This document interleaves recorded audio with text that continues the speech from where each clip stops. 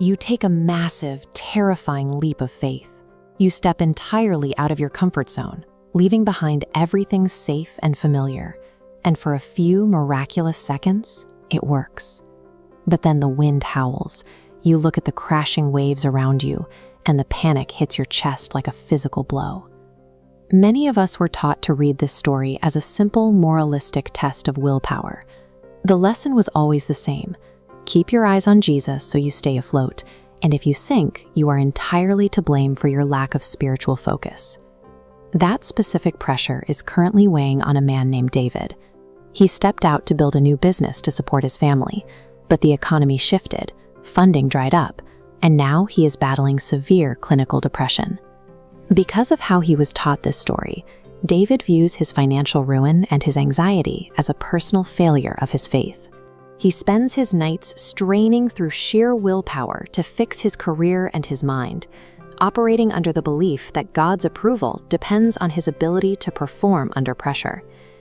If we look past our modern assumptions, the original text offers a different focus, one that has nothing to do with our ability to stay above the waves. To understand the reality of that night, we have to look at the Sea of Galilee itself. Its geography made it notorious for sudden, violent squalls, where cold air currents sucked down into narrow gorges, producing waves high enough to swamp a wooden fishing vessel. The disciples were caught in one of these storms during the fourth watch, somewhere between 3 and 6 in the morning. They were exhausted, and they were in this position directly because they obeyed Jesus' command to cross the lake.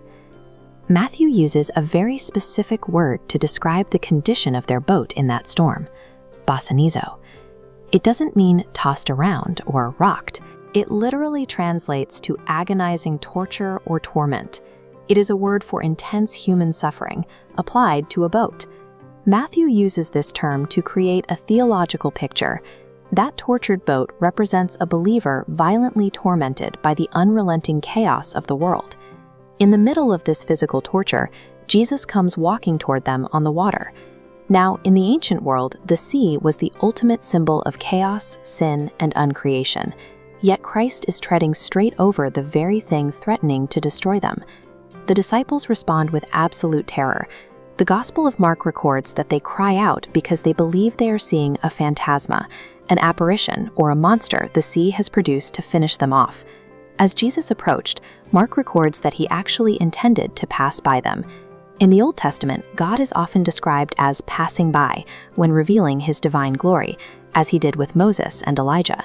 Jesus acts as though he will pass by because he is waiting for them to drop their oars and invite him into the boat. Jesus speaks to them over the roar of the wind. Our English Bibles often translate this as "it is I," but the original Greek holds far more weight. The phrase Jesus uses is ego eimi. This is the exact phrase God used at the burning bush to reveal his sacred name to Moses. Christ is declaring that the sovereign Creator is standing right in front of them, using their greatest threat as his walking path. Peter responds by stepping out of the boat. He defies gravity for a moment, but as soon as he looks at the height of the waves, he begins to sink. When Jesus catches him, he asks, "Why did you doubt?" The Greek word used here for doubt is distazo. This word means to hold a double stance. It describes a wavering faith, not a total absence of belief. Peter was trying to plant his feet in two realities at once, the terrifying storm and the Savior. This double-minded state, this distazo, is exactly what David is feeling. The text suggests that this inconsistent faith is not a disqualifier for grace, but the condition Jesus expects to find. Jesus did not let Peter drown to teach him a lesson about focus, nor did he demand Peter generate more faith before reaching out. Matthew describes the rescue using the word epilambonamai. This means to lay hold of something with intense personal initiative and focused resolve. Christ's grip on Peter was stronger than Peter's wavering focus on Christ.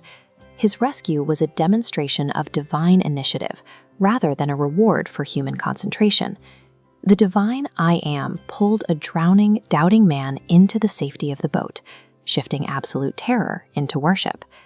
This new perspective offers relief for David, who has spent months trying to manufacture enough faith to fix his life.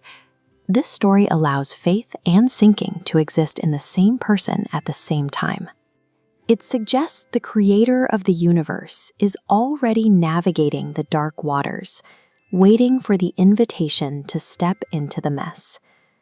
We can stop trying to survive the storm through sheer human striving. We can drop the oars and invite the I Am into the boat.